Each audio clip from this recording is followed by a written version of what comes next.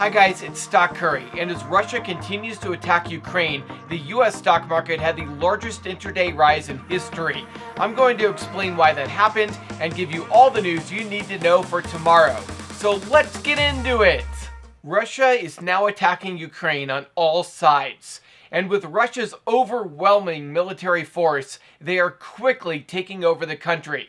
The Ukrainian air defense has been mostly eliminated, though there are images and reports that Ukraine continues to eliminate Russian aircraft, so the Ukrainian air defense hasn't been completely eliminated yet. President Putin said he wants to demilitarize Ukraine, which means he wants to wipe out Ukraine's military. Unfortunately, Russia has started bombing the Ukrainian capital, Kyiv, and Russian troops are now just 20 miles away from the capital city. Some people are predicting that the capital of Ukraine could fall to the Russians within hours. President Putin also said he wants to denazify Ukraine.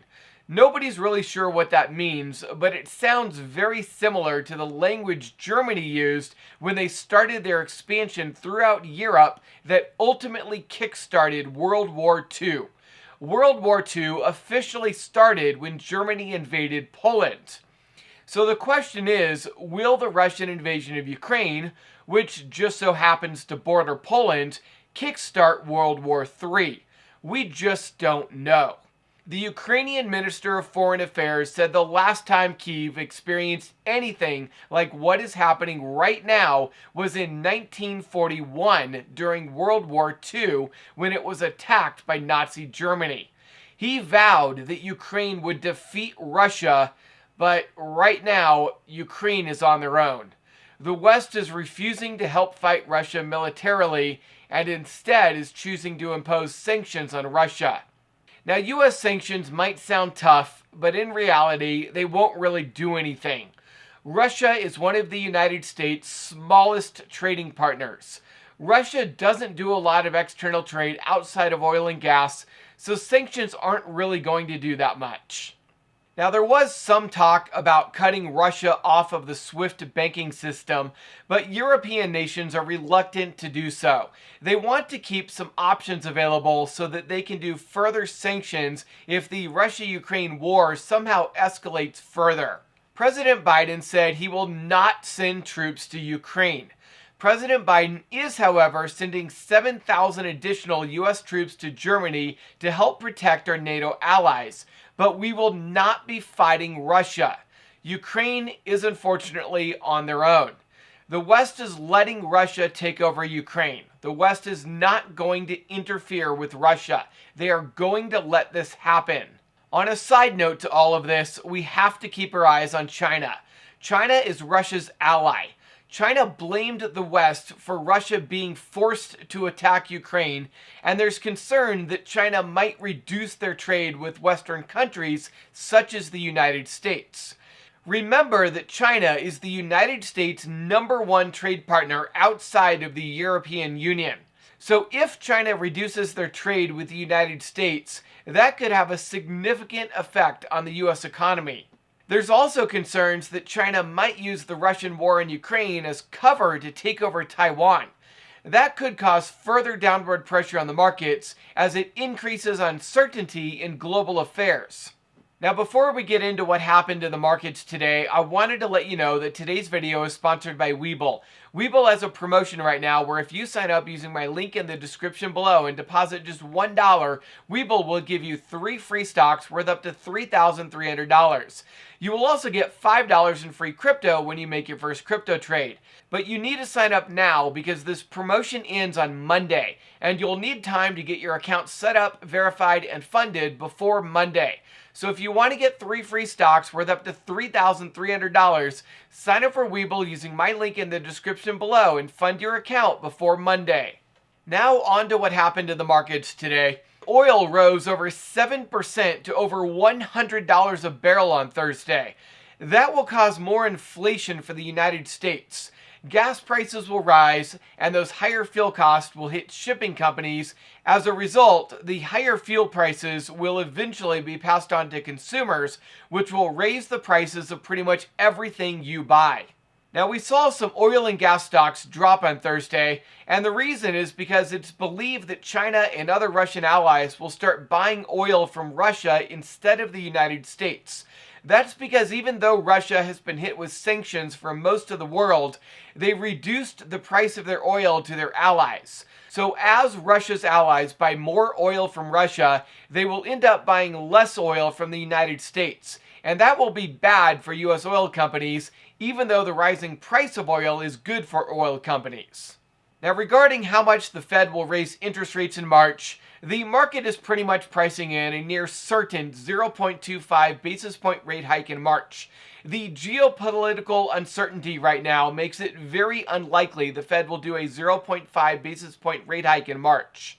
Banking stocks plunged today over fears of Russian cyber attacks. Russia already launched a cyber attack on Ukraine's banks, and there are fears Russia might launch a cyber attack on US banks in retaliation for US sanctions.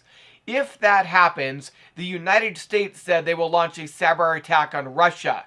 Cybersecurity stocks such as CrowdStrike and Palantir rose significantly on Thursday, with both stocks finishing the day up over 13%. Russia has some of the best hackers in the world, and they are the best at cybersecurity attacks. So it is believed that cybersecurity companies such as CrowdStrike and Palantir will gain a huge influx of customers as companies rush to protect their computer systems from Russian cyber attacks. The Nasdaq briefly hit bear market territory this morning before recovering, and the recovery was incredible. The Nasdaq opened down 3.5% and then closed up 3.5%. The Nasdaq opened at 12,587 and hit an intraday high of 13,486 before closing at 13,473. That means the Nasdaq had an 898-point intraday gain, which was the largest intraday gain in the history of the Nasdaq. Now, hopefully, you used this morning's dip as a buying opportunity. I sent an alert in the Discord not to FOMO and buy puts because the market usually goes up when they open that red. Now, while I never could have guessed that we would have the largest rebound in history, I do know that a lot of people in the Discord used that alert to buy calls and make money today. Remember, I'm here to help you make money. You can make money while this market is going down. People in the Discord are making a lot of money right now, and you can too. And best of all, my Discord is free. If you want to join the free Discord, you can sign up at stockcurry.vip/discord. Now, prior to sending that alert that the market would most likely rise, I sent an alert to our Discord VIP members that I was going to close my SPY put option at the market open. And I did in fact close the SPY put option about 1 minute after the market opened for a massive 142% profit. Now, if you want to know everything I'm planning on buying and selling before I place the trade so that you can get in on these plays and make 142% profits also, you can upgrade your Discord membership to VIP. If you're interested in that, you can sign up for VIP membership at stockcurry.vip/coaching. Now, before we go any further, we have to talk about some market conspiracy theory stuff. Because today's intraday rise was so extraordinary, you almost have to consider conspiracy theories to understand why it happened. There is a group of people called the Working Group who have the nickname Plunge Protection Team. While their job is to advise the president during times of stock market turbulence like we saw today, many people believe the Plunge Protection Team actively intervenes to prop up stock prices by colluding with banks and pension funds to artificially prop up the market by having them buy the dip. Did the Plunge Protection Team prop the markets up today? We'll never know, but the theory is plausible. Now, historically, the day an invasion occurs is usually the best day to buy the dip. Wars are good for the stock market. Although this time things are a little bit different, which makes timing a market bottom a little bit more difficult. First of all, the United States is not getting involved militarily, which means the defense spending boost that we normally get that would prop up the stock market is not going to be there this time. Second, we are still dealing with high inflation in the United States, as well as uncertainty about what the Fed will do in March. So even though times of war are usually good for the stock market, with all of the uncertainty and high inflation we currently have, that is going to limit how much the stock market might be able to go up. Nobody knows where the bottom will be in this market. What we do know is that now is a great time to buy the dip. You are able to buy stocks at historically low prices right now, which means you will most likely make money over the next 2, 3, 4 years if you buy the dip now. We probably won't be able to start guessing when the actual bottom will be until after the Fed meeting in March. In the short term, large cap stocks and the market indices are right at support and resistance levels. If the stock market drops on Friday, there's a good chance that the stock market will continue to drop. But if the market goes green on Friday and gets above those support levels, then there's a good chance that the market will rise over the next week and possibly rise over the next 2 weeks. So we really have to pay attention to what happens on Friday to get a good idea of the direction of the stock market over the next week. Alright, I hope you enjoyed that video and got a lot out of it. Comment down below what you're going to be buying the dip on. And don't forget to sign up for the free Discord or upgrade a VIP membership at stockcurry.vip/discord. And you can upgrade at stockcurry.vip/coaching. Also, don't forget about the Webull promotion for the 3 free stocks. That offer does end in a few short days, so you do need to sign up using my link in the description below and fund your account by Monday. Now, if you're not a US resident or if you are looking to trade OTC penny stocks, then I do recommend Interactive Brokers. Interactive Brokers is a highly discounted trading platform. Trades start at just $1 US, 1 Canadian dollar, 4 euros, or 6 Australian dollars, depending upon where you live. And both Webull and Interactive Brokers both offer the full pre-market and after-hours trading from 4 a.m. until 8 p.m. Eastern Time.